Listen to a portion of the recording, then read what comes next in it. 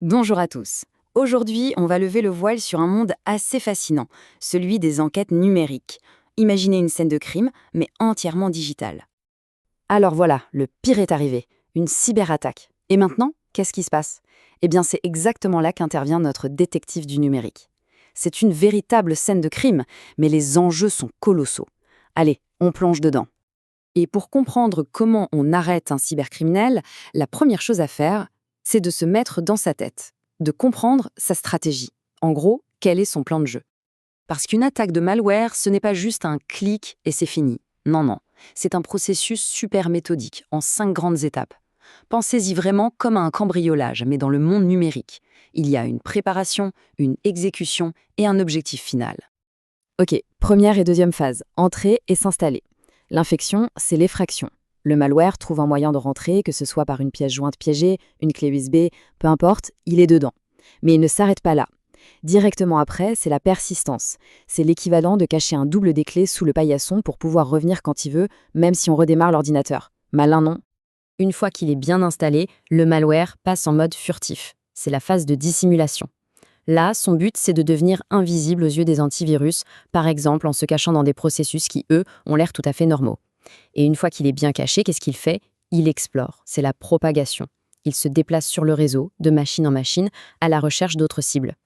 Et on arrive à la dernière étape, le grand final, l'exfiltration. C'est le but de toute l'opération. Que ce soit pour voler des données sensibles, lancer un ransomware et tout chiffrer, ou simplement prendre le contrôle de la machine, c'est là que le méfait a lieu. Le malware envoie les infos volées à ses créateurs, souvent via des canaux bien cachés. Et voilà, le crime est commis, c'est maintenant que notre enquêteur entre en scène. Bon, l'alerte est donnée, l'enquêteur arrive sur la scène de crime numérique. Et là, chaque seconde compte. Les toutes premières actions sont absolument cruciales pour la suite de l'enquête. Et la règle numéro 1, la règle d'or, c'est surtout, on n'éteint pas la machine. Pourquoi?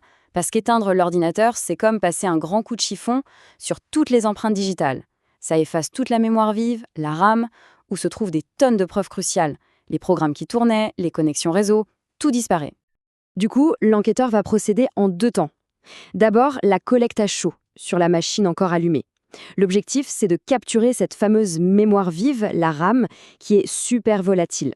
C'est là qu'on trouve souvent le malware en train d'agir, parfois même sans être chiffré, c'est la priorité absolue.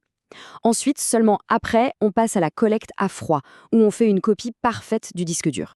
Et tout ça suit un protocole extrêmement strict pour que les preuves soient valables.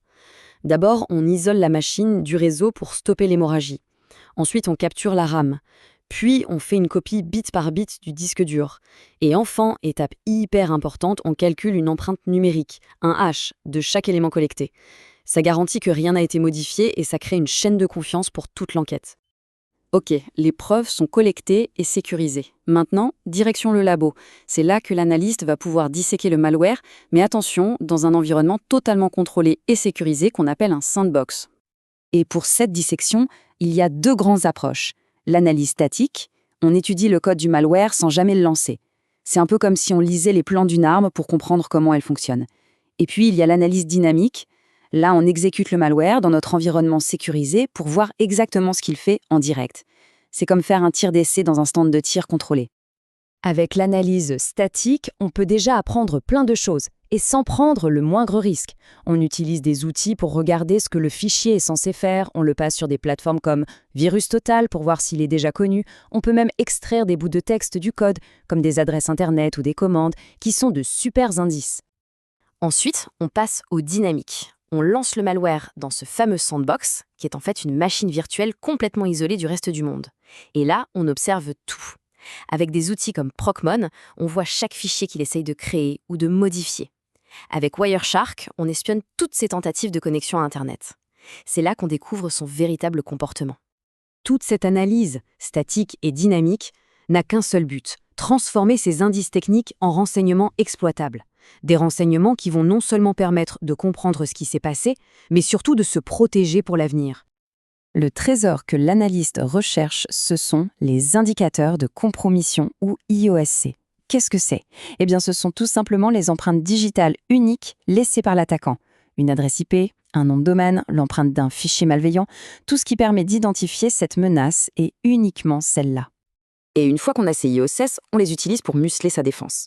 On les injecte dans tout un arsenal d'outils.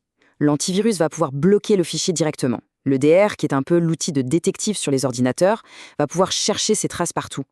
Le SIEM va agréger toutes les alertes et les sondes réseau vont surveiller le trafic. En fait, aucun outil ne travaille seul, c'est leur collaboration qui crée une défense solide. Tout ce travail d'enquête se conclut par un rapport.